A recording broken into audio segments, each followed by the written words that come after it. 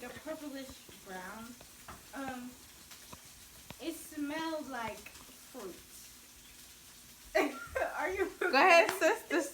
This your show. smells I was just the camera woman. like fruit and but yeah, it's a very pretty color. Oh, and Rihanna, if you see this album, yeah, come on. I know you trying to have business and stuff, but you got it because people buying your stuff. So.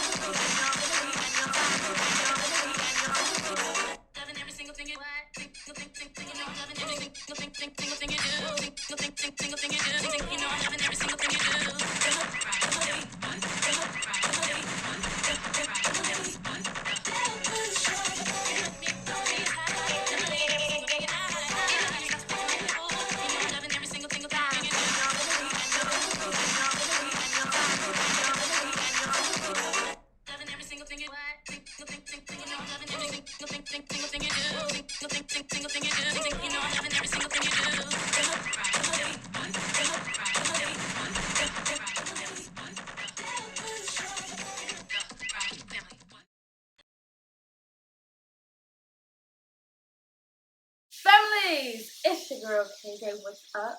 What y'all doing? How y'all doing? Let's catch up.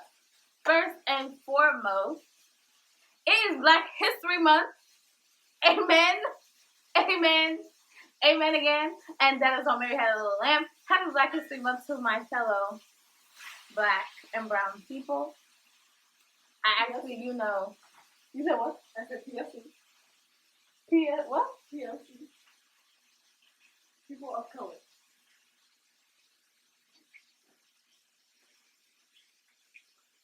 Anyways, so today for you guys, I have something new that I'm trying out. You remember last video I said that I was trying to take my content in a different direction and see if you guys would like that. So I introduced to you KayJay's Reviews. That is the name that I'm going with right now because this is our first time doing it. We are doing this together. Now, as far as KayJay's Reviews is concerned, it is me basically reviewing movies, TV shows, or just popular trends of that nature in the media right now. I'm not exactly sure if I'm gonna do like social media things like TikTok videos or IG reels or just videos that I see on social media. If I'm gonna stick to movies and shows, probably just movies and shows.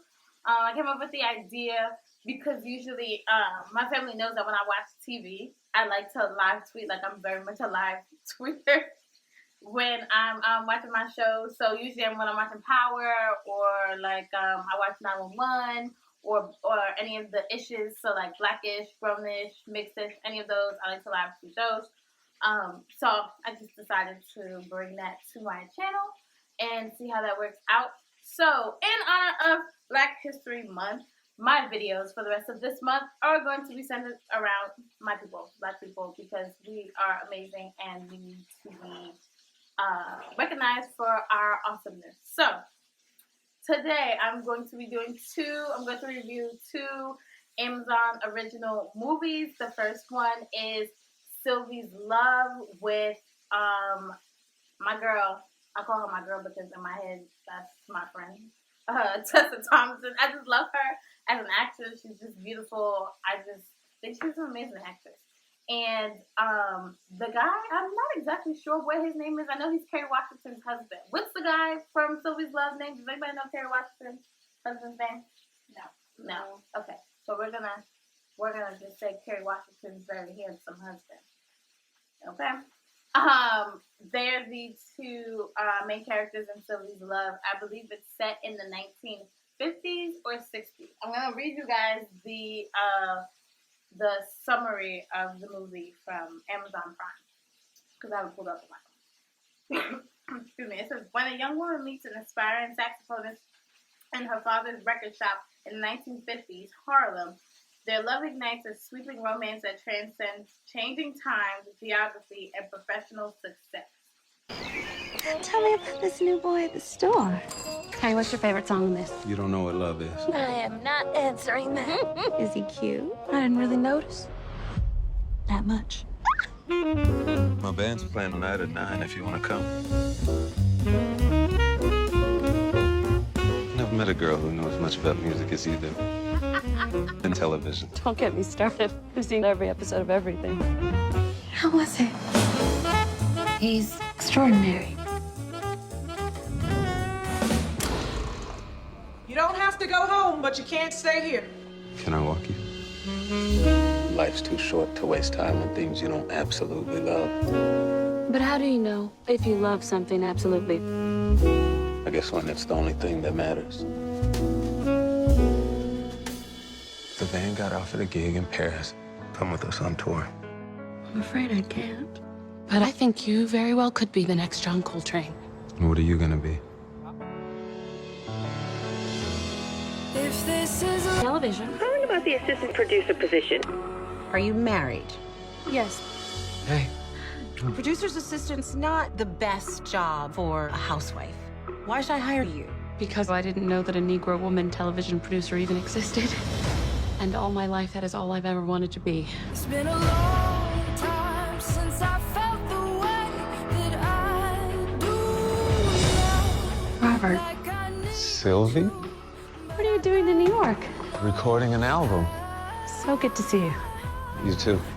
it's been a while since I smiled You're working? You're not being a very good hostess, and what will people say?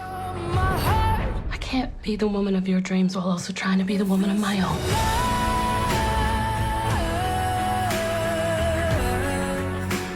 I guess I just wanted you to be happy.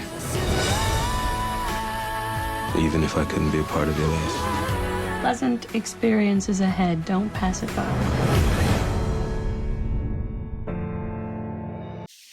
So, just a little backstory on the movie, not too much to give it away. When I watched the trailer, I just liked the feel of the movie. I liked how it was very pure in a sense, especially for Black people in film right now. We are moving into a time where we are being represented in better ways. So that just made me want to run and watch it just off GP. But even actually watching the movie, let me just stop here and let you know. If you have not seen this movie, this is definitely going to be a spoiler alert for you. So beyond this point, you probably should not watch this video if you have not watched the movie, because I'm going to spoil it.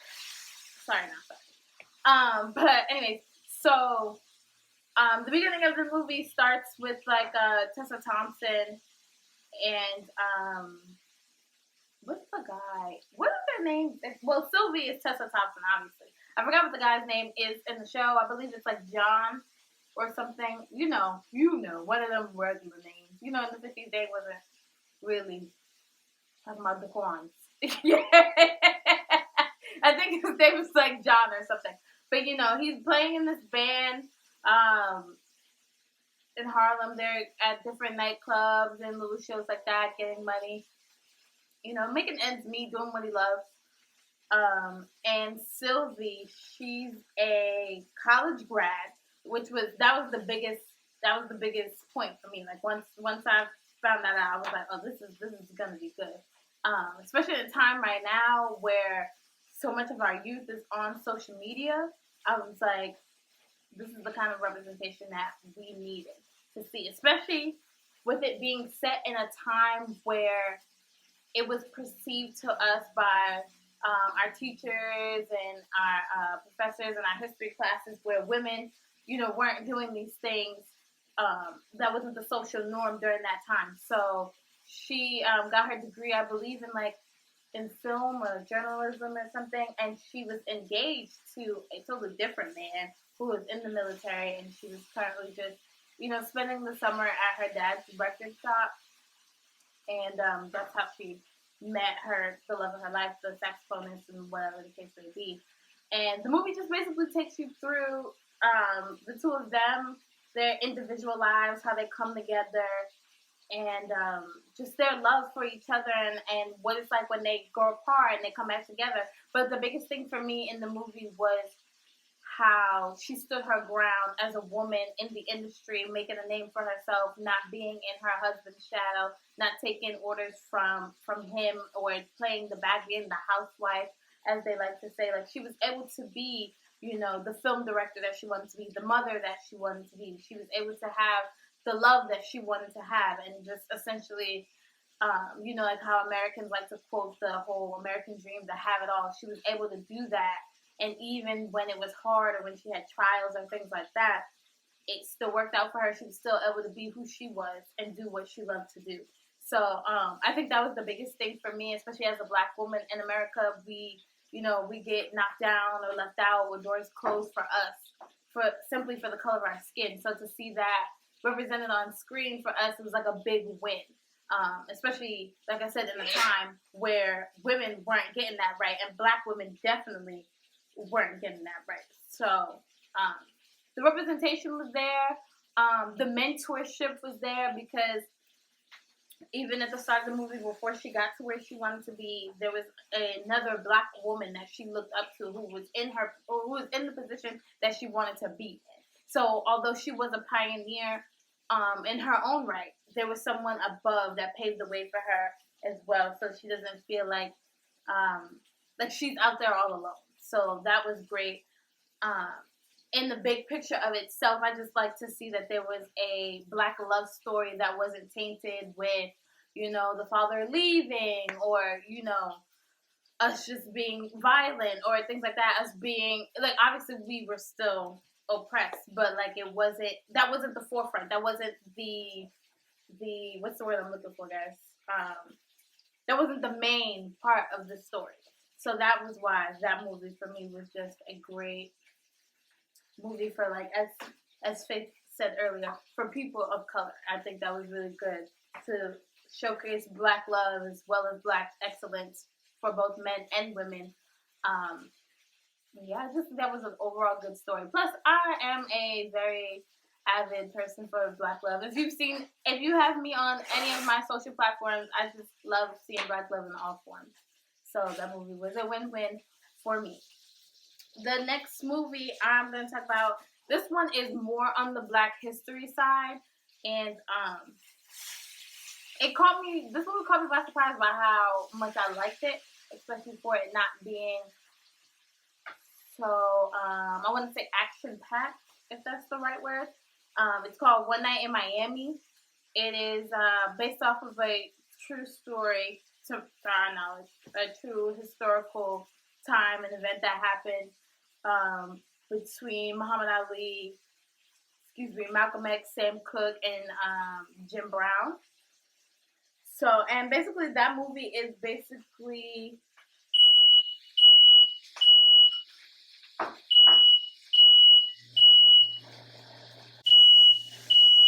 My sister out here make a steak, y'all. Yeah. So, it's based off of a fight that Muhammad Ali...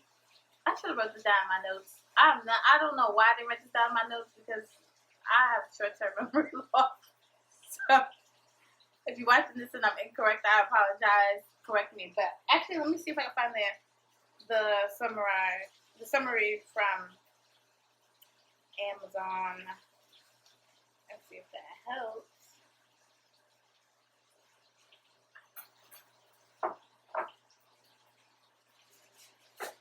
Oh, okay, so it's a fictional account of one of the incredible nights where icons Muhammad Ali, Malcolm X, Sam Cooke, and Jim Brown gather to discuss their role in the civil rights movement in the 60s. You brothers, you could move mountains without lifting a finger. Minister Malcolm X. Good news, the chariot is coming. Who's the greatest? That's right. Jim Brown takes the ball. Your record is going to stand the test of time. All together, yeah. The entire city of Miami is celebrating. I'm the new heavyweight champion of the world, and I don't even have a scratch on my face. Oh, my goodness. Cash. What's on, Cash? Why am I so pretty?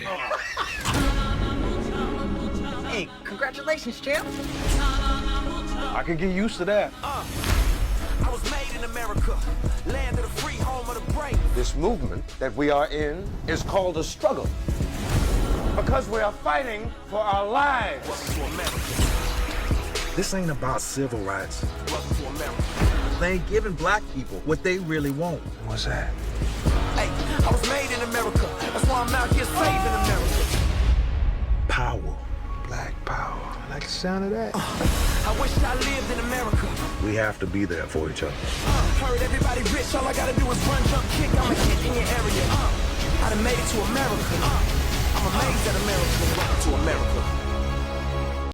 So it's like a realistic fiction type thing. So it's based off a true story, but not everything from it will be the absolute truth or the law or the Bible, whatever they say, whatever the saying is.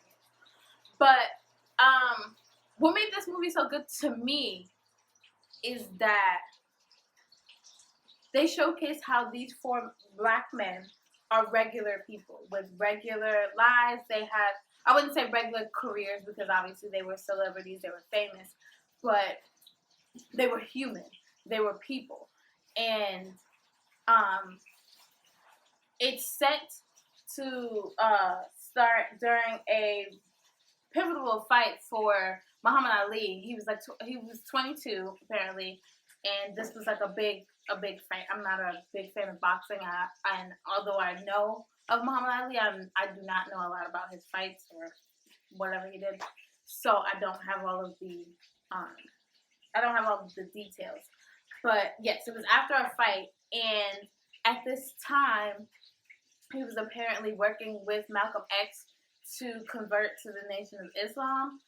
So while he was good friends with Malcolm X, he was also good friends with Jim Brown and Sam Cooke. And after his fight, he wanted to celebrate, which most people can relate to. After you win a game or something like that, you would want to go out and celebrate and party.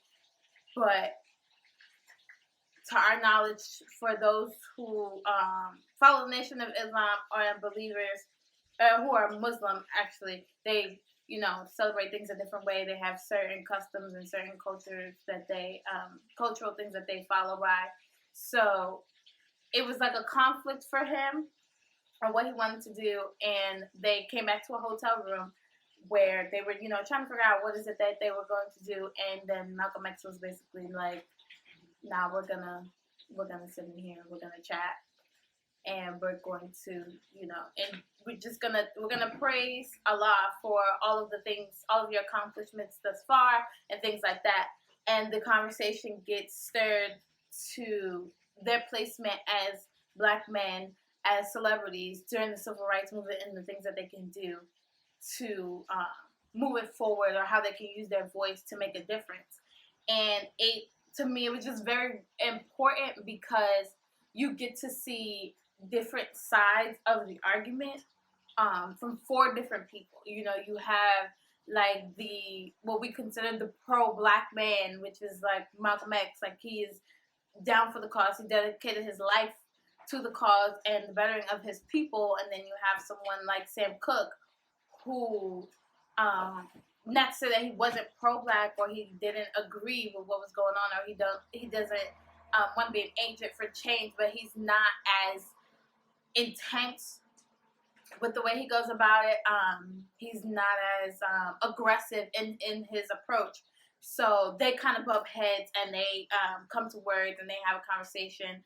And then there's, like I said, Muhammad Ali. He's only 22, so he's young. There's the young and impressionable mind who still has doubts, who still is unsure of the path that he's going in.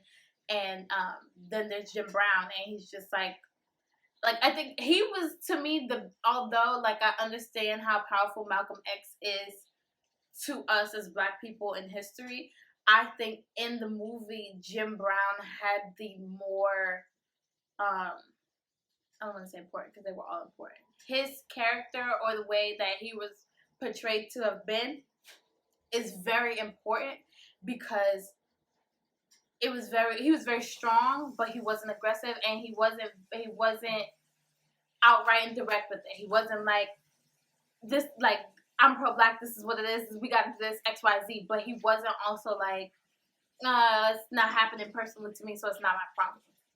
He was very much, and he gave off the average Joe approach, but still very much like, I'm a black man, they're gonna hear me, they're gonna see me.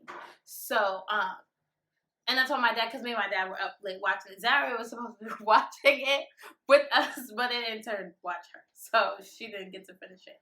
But I said to my dad, I was like, this is something that a lot of the young black men need to watch, especially when it comes to who you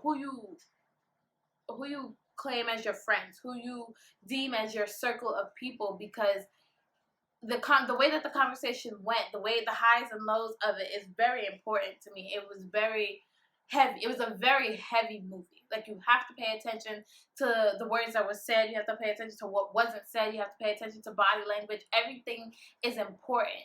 And the crazy thing that blew my mind about the movie is that 95% of it was set in that hotel room.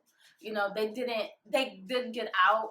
Like I said, it started at the boxing match, and then they did, you know, go to a diner of some sort for a little bit. There was the parking lot scenes, but most of the heavy stuff was in that one room. But everything that was said was so important that you didn't even focus on the fact that there wasn't a lot of action. It wasn't, you know, a lot of cameos. It wasn't all the big bells and whistles per se. But it was very, very important. I believe it was definitely necessary. Regina King, like, that was definitely needed. I think it will help a lot of our young men who are confused about whether or not they should be, you know, joining the movement, or if they feel like they're not doing enough for their community as far as speaking out for black people and advocating for black people, black men specifically. That there's many ways to do it, and that your voice is important regardless of who you are, what you do, what you look like. I just think that those were like big things in the movie, and I'm happy at the way it was portrayed, and it didn't come off like it didn't come off like a movie that was just giving you, like you were watching a history documentary. It didn't come off like that. It came off very authentic. It almost made you feel like you were literally a fly on the wall in the room. So definitely give that a watch. I definitely, for me, it was very heavy. But that, I don't know if everybody is going to take it the same way. I'm just very much an empath. Like, I tend to put myself in other people's shoes and their situations and try to feel how they felt, and it's like it makes you think about a lot. It makes you want to hug your uncle, your brother, your father, like just because you don't know the mental battles that black men deal with every single day, when they open their eyes, when they step outside, when they walk into work, when they leave work, when they're in their cars driving, or they see a police officer, or you know, a person who's not a person of color or a minority. So it was very important, and I definitely believe that all your sons, brothers, cousins, uncles, nephews, they should watch it. So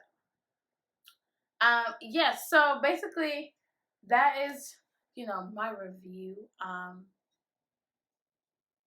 That was a lot to say. I didn't know I was gonna talk that much, but I tend to talk a lot, especially when I'm like passionate about something. But those two movies were really good, especially. I wouldn't say one was better than the other. I think they were both equally great, on opposite sides of the spectrum. Like I said, like I just love to see black love. It's just amazing. Because black people are just weird. Like, we're just amazing. Like, I just don't, there's no other word for it. Like, we're timeless. And that movie is definitely, I would say, a timeless piece. It's definitely something to make you smile. It's definitely something, you know, to watch. If you guys are staying in for your Valentine, I would definitely put that on. That's definitely a romantic type thing to watch. but it's also very real, so it can bring about real conversations. But that is my review of Sylvie's Love and One Night in Miami. Amazon is really putting out the hits, okay? These movies are great, and I'm actually excited to see what else they do. Apparently, they're going to be putting out Coming to America 2 in March. Like, that's my movie. Like, my family knows that is my favorite movie of all time. So I'm on like pins and needles for the second one to come out because I'm not really sure how it's gonna turn out and if I'm gonna like it. So I'm very nervous about that because I'd be very sad if they mess it up. So, but yeah, if this is a video that you guys liked and would like to see more of, you know, make sure you like and comment, subscribing, because we are so far along in this YouTube journey. I should not be telling y'all to subscribe to my channel still, but I will repeat myself. Please subscribe to my channel. Don't make me repeat myself again. Thank you. So I'll see y'all next week for our next video. I'm not exactly sure what it's gonna be. Yeah, I'm kind of on a whim here because Corona is still here, y'all. I'm still stressed. So bear with me. I'm sorry that I didn't get a video to you guys last week. I was taking a mental health week, because I was a little bit all over the place. But I'm definitely going to be here next week because we have to celebrate Black History together. So I'll see y'all next week. Bye. Recording. That's why I wanted to put that external mic thing. Leave it. External mic thing on there, but I actually forget to buy a thing. So what are you doing with that? I was gonna light a candle. Oh yeah. What you doing, sis? What you doing? Lighting a candle. And you gotta come back this way? Yeah. Okay, well, go ahead and do what you're doing quickly, sis.